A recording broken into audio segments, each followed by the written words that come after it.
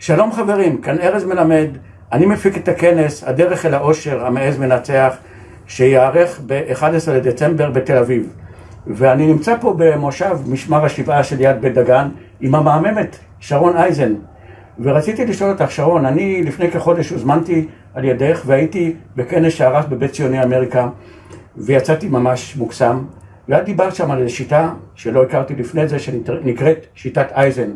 אולי תספרי לצופים במה מדובר. בשמחה, ארז. אז ככה, שיטת אייזן זה בעצם שיטה שחושפת את סודות החשיבה המנצחת.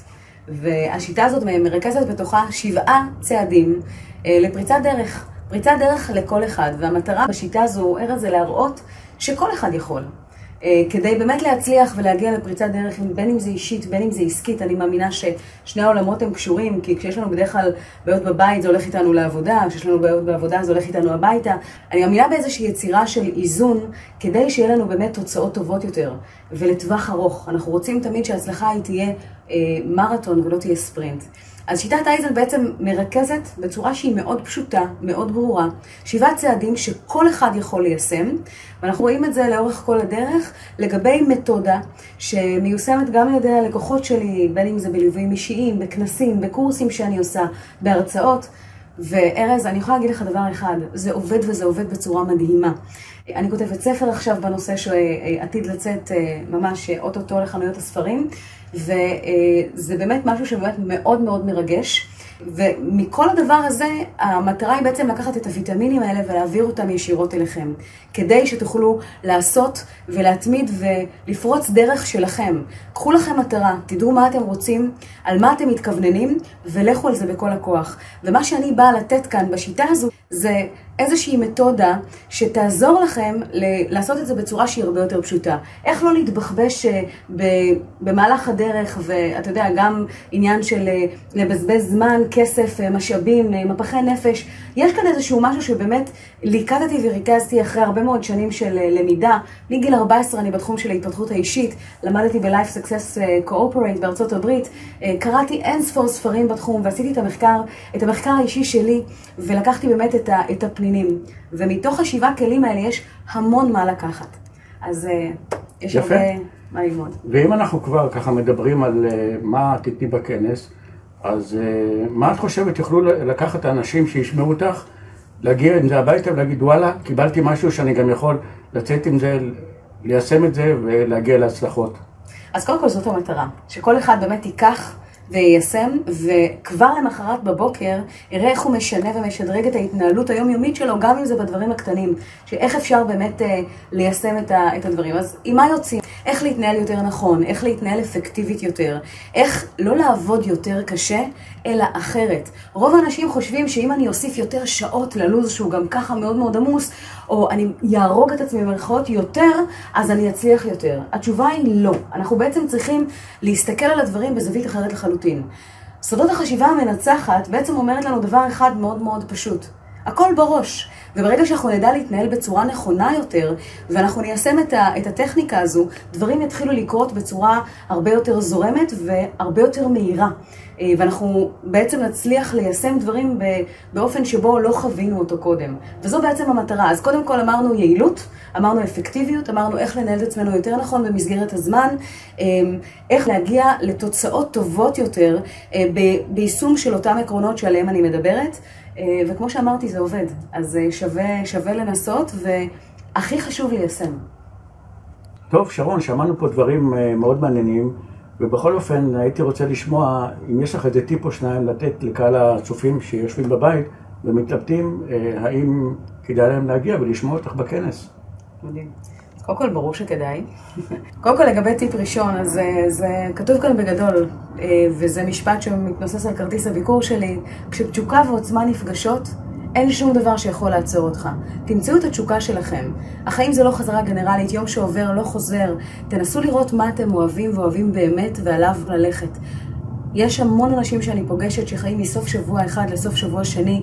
יש את המשפטים האלה שכולנו מכירים של שביזות יום א', או כל מיני דברים שהאמת שגם אני הייתי שם בתקופות כאלה ואחרות בחיים, והבטחתי לעצמי שאני לא חוזרת לשם יותר.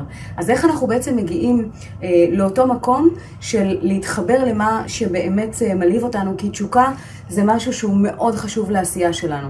מעבר לזה, יש הרבה מאוד סודות שאני חולקת, כמו שאמרתי לך, יש 7 צעדים עיקריים, ואם אני אקח אחד נוסף, סוד הקייזן של אייזן. קייזן, אתה יודע מה זה ארז? לא, אולי תספרי לי. יפה, אז קייזן זו שיטה, זו תורה יפנית שמדברת על כדי להשיג תוצאות, צריך ללכת בצעדים קטנים. וזו שיטה שמפרטת עולם ומלואו, זה רק אחד מהדברים שהיא אומרת, ומתוך הדבר הזה לקחתי באמת ויטמינים שעל מנת להגיע לתוצאות גדולות, אנחנו צריכים לפרק את זה לצעדים מאוד מאוד קטנים, אבל בהתמדה. לעשות כל יום 6 צעדים, ורצוי 6 צעדים על הבוקר, כדי מה שנקרא לעשות ולהתחיל איתם את היום, אבל זה צעדים שצריכים להיות מכוונים למטרה שלנו ולתמונה הגדולה, ובאופן עקבי. וברגע שאנחנו מחלקים את זה למנות קטנות, זה עובד. אז קודם כל זה דבר אחד. הנושא של הקייזן, לקחת משם את העניין של לעשות בהתמדה ובצעדים קטנים. כי בדרך כלל כשמדובר על שינויים גדולים, יש איזשהו רכיב במוח שנקרא אמיגדלה. האמיגדלה מאוד לא אוהבת שינויים. כשיש איזשהו שינוי, היא אומרת, לעצור, ואז אנחנו בעצם הולכים, עושים אחורה פנה, ושום דבר לא קורה. זה בעצם אותו פחד שמשתק אותנו ולא מאפשר לנו עשייה. אז מה שבעצם מנטרל את הפחד הזה, זו אותה שיטה שמדברת על לעשות את זה בצעדים קטנים. והדבר השני זה אייזן.